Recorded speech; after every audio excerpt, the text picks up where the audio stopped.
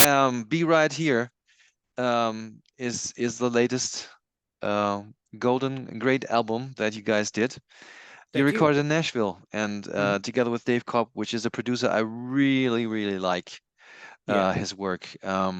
Let's start into the situation. It's actually not the first time you recorded with him, right? Yeah. Second record with him. Second record. Hmm. So you kind of stick with the recipe at the moment, and this and really really makes the songs lighten up. I have to say, in a very great live atmosphere. How was the recording sessions with Dave going, and the songwriting sessions? I'm curious.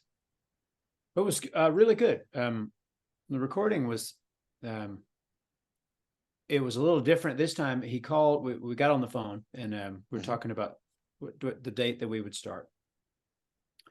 And I already sent him a bunch of song demos, and he said, "Hey, let's make a little amp record." I said, Uh-huh. "Yeah." He said, "Yeah, don't bring anything bigger than a Princeton." Oh, that makes sense. I said, "Okay." He said, "I can make them sound, a little amp sound huge," but he said, "I want to put everything this time. I want to put everything in the big room: drums, amps, everything." Uh-huh. And I think he had done the same thing with Slash, Yeah, but they didn't use small amps. They used the big Marshalls. the big Yeah, Marshalls. Yeah, the old ones actually. yeah. Yeah. So he said, and he said it was super loud, which is great. But he said, no, this time he said, bring. We were talking about records like Layla and James Gang records Yeah. Love where love it's James Gang. where Yeah. it's very well documented that they were using a Champ or a Princeton. Yeah. And he said, I want to, and we have three guitar players, so he said, yeah, everybody play a little amp. I want them in the room around the drums. I want you singing in there with the drums. I want everybody in the room. Whereas the last time drums were in a booth, I was in a booth. Separated. Hmm. We were all playing live, but we were separated. But he said, no, I want everything bleeding. And so we did. And I wasn't sure. I had never done that before. I don't remember ever having the amps in the room, and with the drums. Yeah. And when we started tracking, it was just, he's like, we can use, miking techniques and foam, and we can keep the bleed, we can keep it manageable. But it was Hmm. just kind of like making a 60s record. It really sounded good. And he started grinning. As soon as we started to track, everybody was Yeah. smiling like, that sounds great, man. This is really a good feeling. It just sounds like a jam, like we're in the room jamming. And so Actually, yeah, yeah. we did that. We tracked 10 songs that way. And then that was in a week. And then we took a break for the holidays because this was about a year ago. And Oh wow, took a okay.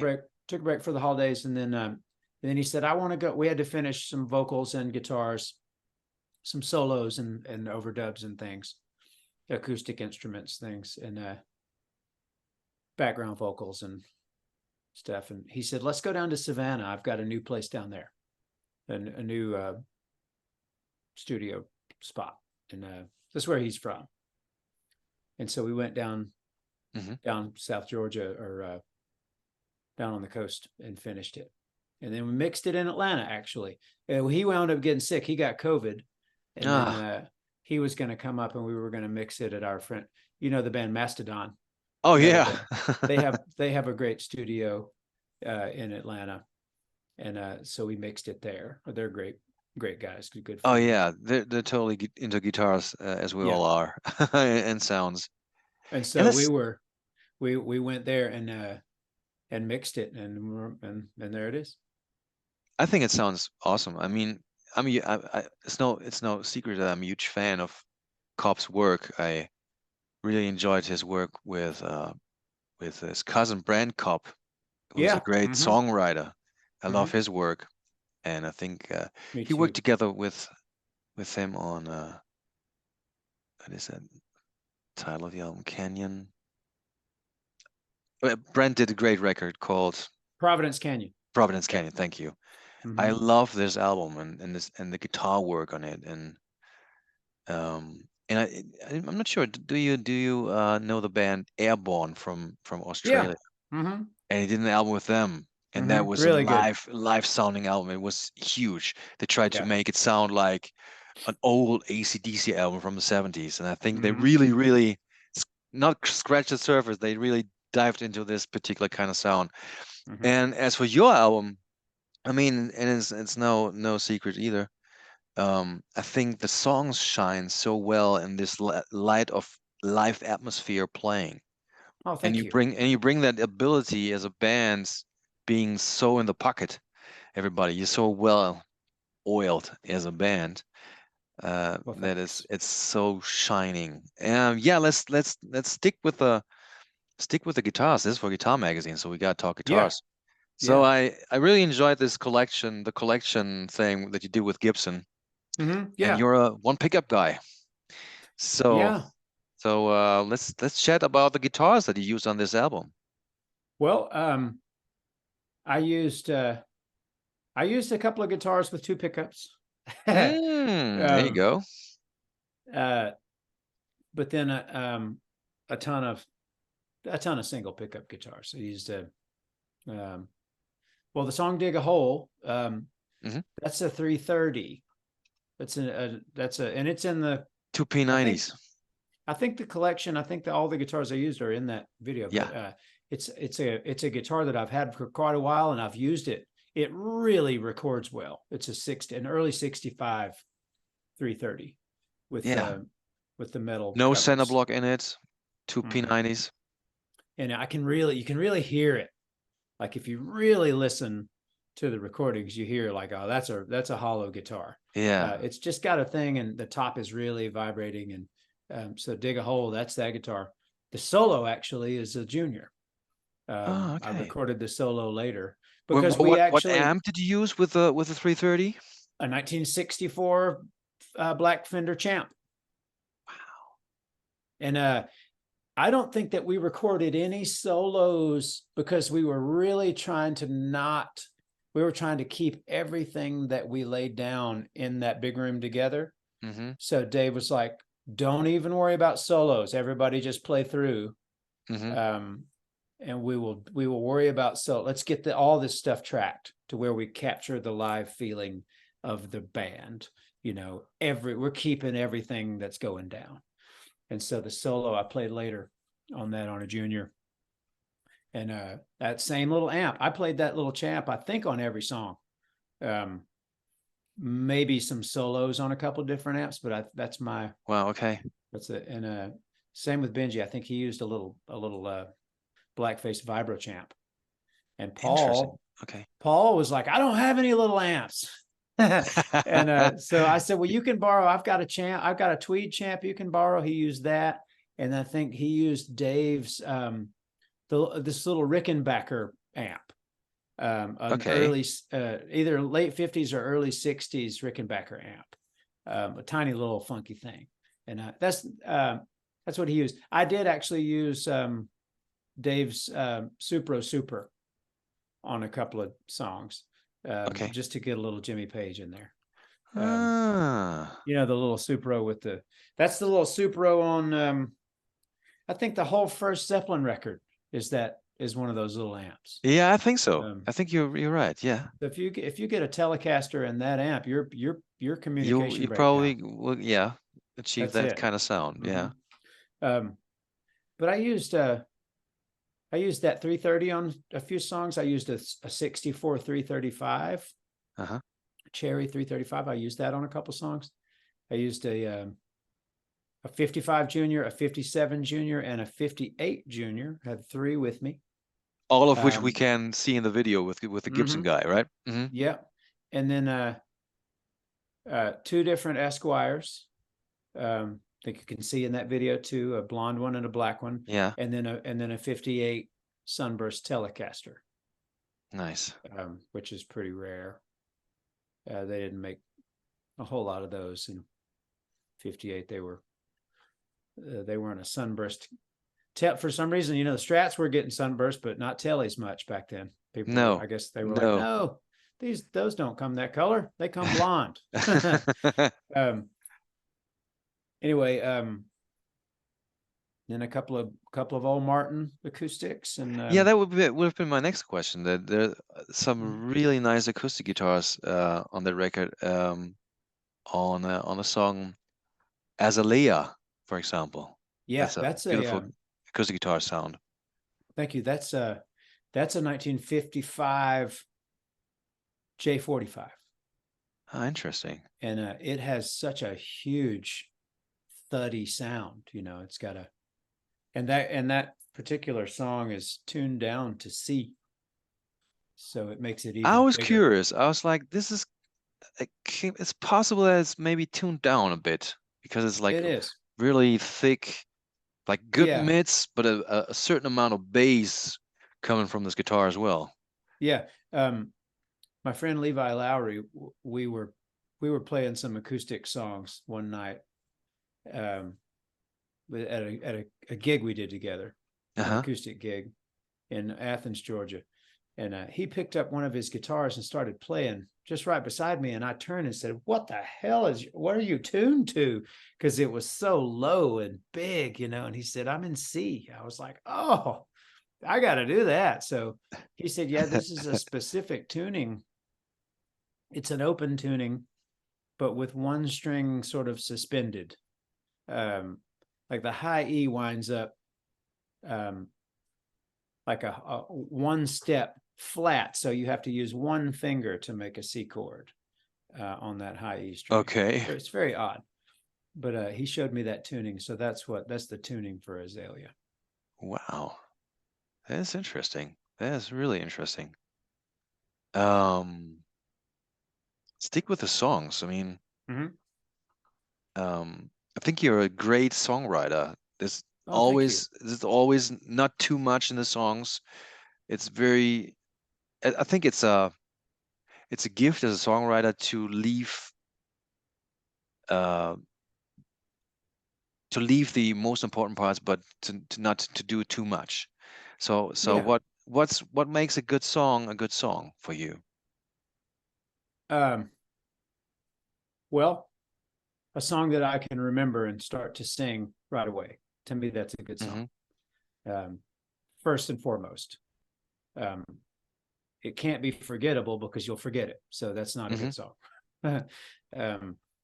The second, I mean, lyrically, I like songs that make me think. You Hmm.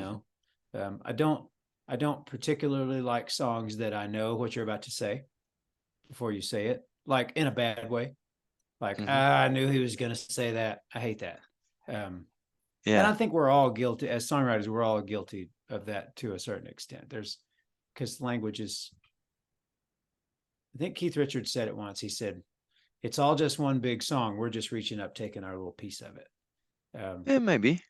but I Yeah. sure, but I do like to be surprised lyrically. You know what I mean? Um, I like to be pleasantly surprised at every turn. Like, oh, I didn't know he's gonna. That's a great way to phrase that. Yeah, I think Or you know it very well to use the certain amount of cool bridges and great mm-hmm. hooks Yeah. to Um, fill in. Yeah. Jason Isbell is very, very good at that. Every time he puts a Oh yeah. record out, I'm always grinning. Every song, there's something that he says that I told him once. I said, "You're he." I'm not comparing him uh, to Billy Joe Shaver, but they're similar in that they are really good at different types of turns of phrase. Where you're like, oh, I've never heard it put quite that way before. That's really interesting and great. Yeah. Yeah. I think there's something beautiful as well about simplicity in songs. Yeah, And yeah, I like that too. I don't like somebody said the other day, it was like well, do you want an 8-minute song that doesn't repeat anything, or do you want to hear the good parts repeated over and yeah, over yeah. for Well, three that's minutes? okay. Yeah, You can listen to 8-minute music like progressive metal, rock music, whatsoever. That's its charm as yeah, well. I do. Yeah, I love Close to the Edge record. Yeah, Yes, I love it. Yeah. why not? But yeah. I lately discovered the beauty of simplicity when it comes to amplifiers, and I was quite amused when you mentioned the combo, just one not bigger than the Princeton. And I recently bought the Chris Stapleton Princeton, and I figured that amp is like, it's amazing. It's a point-to-point thing, 12 watts, one 12-inch speaker, and it's just gnarling. And my buddy in my band, for example, he's like, dude, that amp is loud. And I go like, it's just 12 watts. It's 12 watts. Yeah, 12 watts. What do you want, man? It's just people have what is wrong with people? Yeah, like, it's just 12 watts. What did we do back when? Well, I remember what I did when I had the first 50-watt Marshall non-master volume amp that I purchased was a 72 50-watt, not a plexi, it was a brushed aluminum face, but I turned it to the wall. Every club we played, I turned my 412 to the wall. It's just too loud. But when I turned it to the wall, then it filled up the room with beautiful Marshall sound, and nobody complained. But I went to see the Georgia Satellites, well, the Hellhounds actually, in Atlanta in 1993 at a tiny little place called Smith's Old Bar. And Rick Richards, there was a high watt pointed at my face. And he was playing a TV Junior, and he he bashed a G chord, and it blew my hair back. But I loved it. I never would have dreamed of saying it's too loud, but like, oh, what's happening to guitar players? Yeah, I recently, I mean, I love the Marshalls. I own a JCM at 150 watts, and I would never sell it. It was my first big one I bought, and it's a great amp. Let's go back to the album. Maybe some of the gear. I was wondering, maybe you didn't even use anything that comes close to pedals, but did you use pedals on the Yeah. Yeah, let's talk about that a bit. I took a small pedal board that I have at home. It has a KTR on it. Has a King of Tone, Analog Man, love mic stuff. I've got it sitting right here. I'm looking at it. Do you see any chance to maybe take a picture of it and send it over so that we can accompany it in the magazine with the regular press shots? I could send it to you. I didn't use everything that's on this because it changes, but I'll tell you what I wound up buying because Dave Cobb had one. We were tracking the solo to, I think, Dig a Hole, the song. And he said, hey, wait a minute. And he pulled out this red snapper, a pedal made by a company called Minotone back in the 90s. And he plugged it in, and I was like, oh, shit, that is fantastic. It's really bright and crisp. And it's almost like a Rangemaster kind of thing. It was like a treble boost, but with a different voice. It's not a Rangemaster clone or anything like that. But anyway, I said, well, I have to have one of those. And he said, good luck. They're hard to find. And they're like, they are. Pedals, they're expensive. Well, I found one on Reverb. And it's the only one that I could find because he said, well, you want an old one. They still make them and they're probably great. But he said, I can speak to the fact that this old 90s one is great. And I got mine and it's great. So was it, do you want to talk about price? Was it a fortune or was it available? I think it was $600. Yeah. I mean, it's a vintage guitar pedal. Yeah. Yeah. Yeah, I mean, it's not a $5,000 Klon. Klon Center, I was just going to say, God bless Bill Finnegan, but I don't think I could get myself to spin that on a pedal. No, I wouldn't do that either. I know someone here around the corner who has one of his in his vitrine in his guitar store, and he says, "Oh no, I'm not going to sell it. I'm not going to sell it. It's just there. It's it pays the rent when I'm poor." Yeah. Well, there are stupider things to spend money on. Yeah. I mean, you can buy for that type of price. You can buy a good guitar or two, or maybe three. Yeah. But I love the KTR, and I don't have a Centaur. Benji Shanks, my buddy, he does. He's got a silver one, and it is fantastic. But it just begs the question: how much is it worth? Yeah. No. How much is it worth to you? You know. No. I recently bought a Jazzmaster, new one, for like a bit about €1,000, and that's great guitar. Mhm. It's an awesome guitar. It's a new Yeah, guitar, but it's awesome. It sounds yeah. great. Um, let's let's talk about one song again, and I really love the amplifier sound. Maybe it's already mentioned with the amplifiers, but like it was yesterday, I love the song and I love the amplifier sound of it.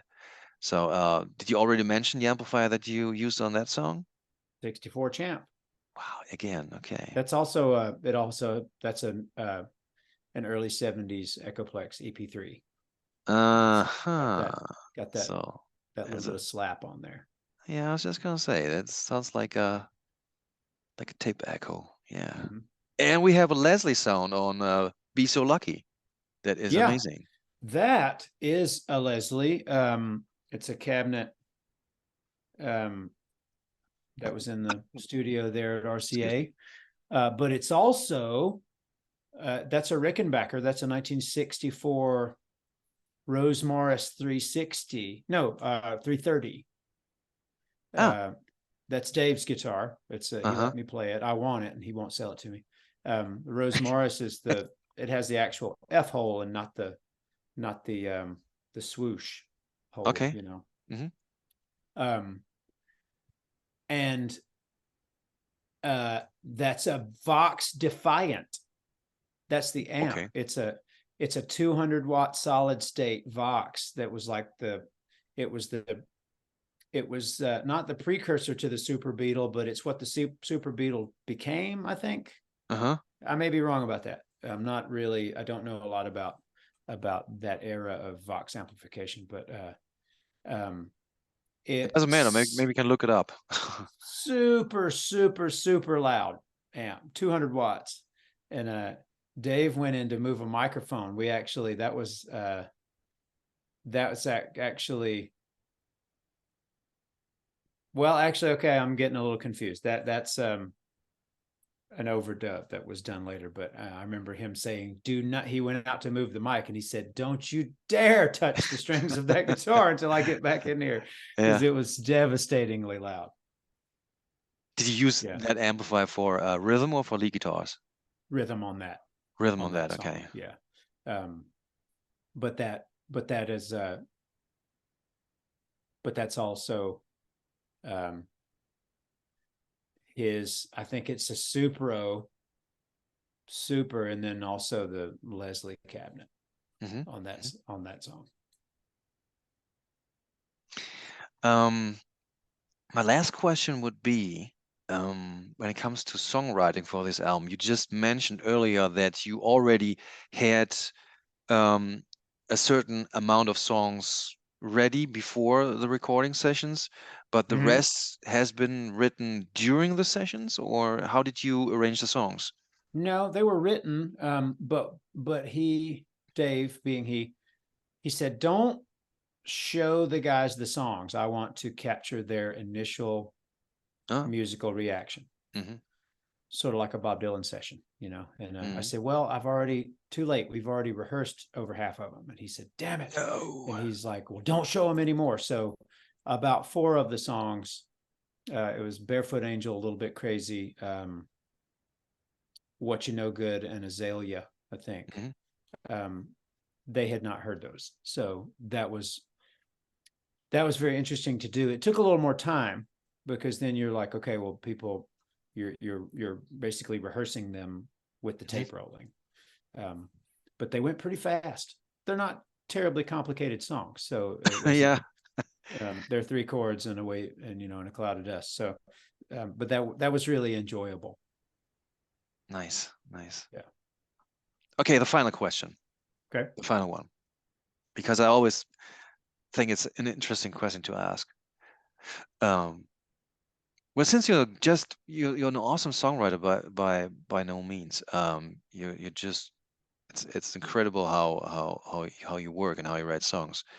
But you have your heroes, and I was wondering, besides the obvious influences you just mentioned, Jason Isbell, Mhm. what kind of artist, group, band, music moved you the past 2 years as Uh, an influential artist?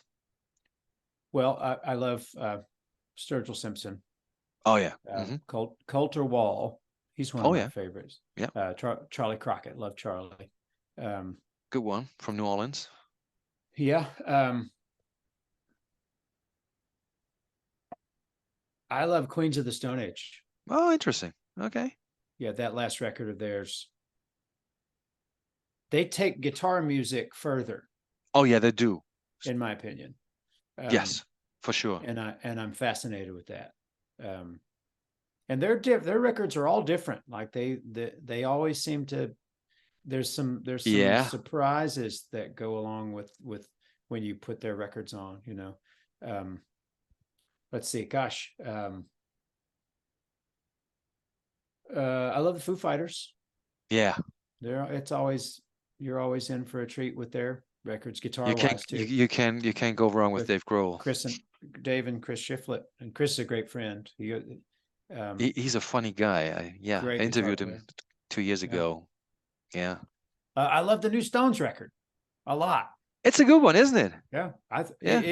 When I first listened to it, I thought, oh, well, it sounds kind of new, you know. And then I was like, oh, it does in a good way. Oh yeah, the good songs. Good songs. It sounds they're very up to date production wise. I think it's a great record. Which a lot of people complained about, actually. Yeah. But they don't want to. The Stones, they're 80. They don't want to keep making the same damn record over and over again. Let them do their thing. Yeah. Well, Charlie, thank you so much for taking the time. Thanks very much. That's about it. And if you can send a picture of not all of your guitars, but from the pedal board, that'd be interesting. All right. Yeah.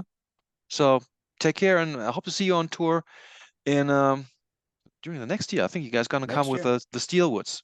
Yep, that's right. Great band, by the way. Great bands. I love them. Yeah. Me too. Take care. Merry Christmas. Yeah, you too. Cheers.